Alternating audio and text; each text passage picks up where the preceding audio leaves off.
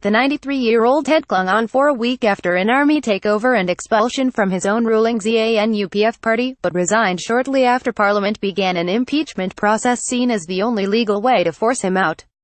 Wild celebrations broke out at a joint sitting of Parliament when Speaker Jacob Mudenda announced Mugabe's resignation and suspended the impeachment procedure.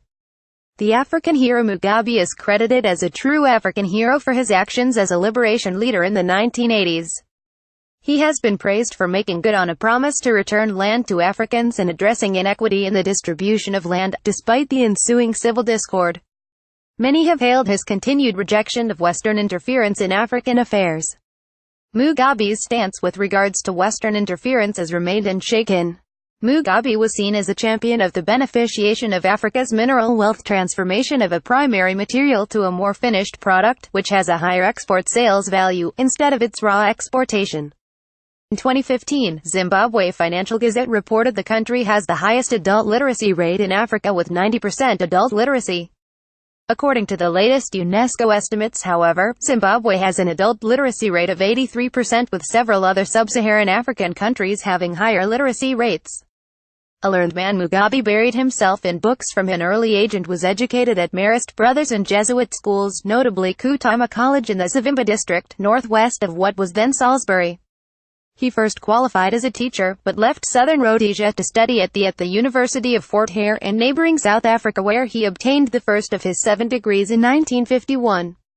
He taught in northern Rhodesia, now Zambia, and Ghana until 1960. When he was imprisoned in 1964, Mugabe again threw himself into his studies, acquiring 2 law degrees. Later he held a Bachelor of Administration and Bachelor of Education from the University of South Africa UNISA and a Bachelor of Science, Bachelor of Law, Master of Science and Master of Law from the University of London's external program. He was awarded 13 honorary degrees, but 3 of these were later withdrawn. In 2007, Edinburgh University notably stripped him of a degree awarded in 1984 after reviewing evidence of his role in the Matabeleland massacre, in which 20,000 people died. In 2008, the University of Massachusetts withdrew his law degree and Michigan State revoked an honorary law degree in 1990. The liberation hero Mugabe became politically active when he returned to southern Rhodesia in 1960, joining the National Democratic Party, which was later banned. He then, along with other nationalists, formed the Zimbabwe African People's Union (ZAPU). He left the Joshua Nkomo ZAPU to join a splinter group called the Zimbabwe African National Union (ZANU), founded by Ndabaningi Sithole, where he soon rose to the position of Secretary General.